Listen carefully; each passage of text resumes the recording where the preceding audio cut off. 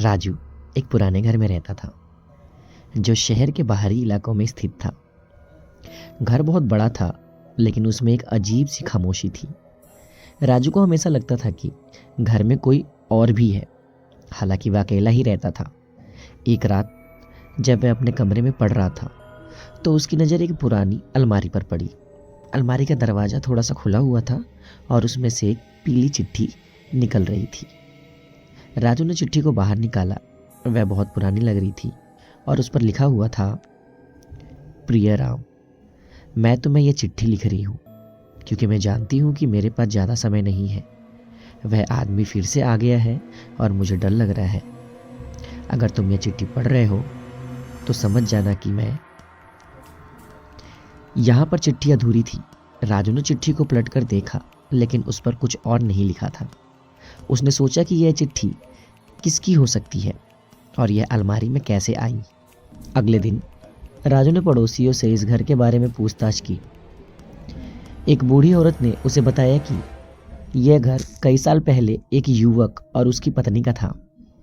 एक रात पत्नी गायब हो गई और उसके बाद से वो युवक भी घर को छोड़कर चला गया।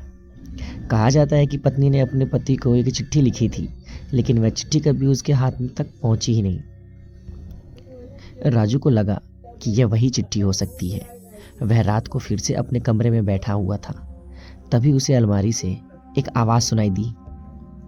वह धीरे से अलमारी के पास गया और दरवाज़ा खोला।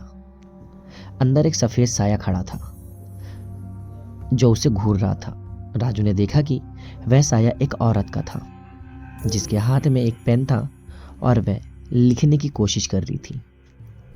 राजू ने डरकर दरवाज़ा बंद कर दिया और बिस्तर पर लेट गया। अगली सुबह जब उसने अलमारी खोली तो वहाँ एक नई चिट्ठी रखी हुई थी। उस पर लिखा था, मैं वह औरत हूँ जो इस घर में गायब हो गई थी। मेरी चिट्ठी पूरी करो, नहीं तो मैं तुम्हें कभी चैन से नहीं रहने दूंगी। राजू ने चिट्ठी को पूरा करने की कोशिश की, लेकिन उसे समझ नहीं आ रहा था कि क्या लिखे। उस रात वह साया फिर से प्रकट हुआ और उसने राजू को एक नाम बताया, राम। राजू ने उस नाम को चिट्ठी में जोड़ दिया और उसे पोस्ट कर दिया।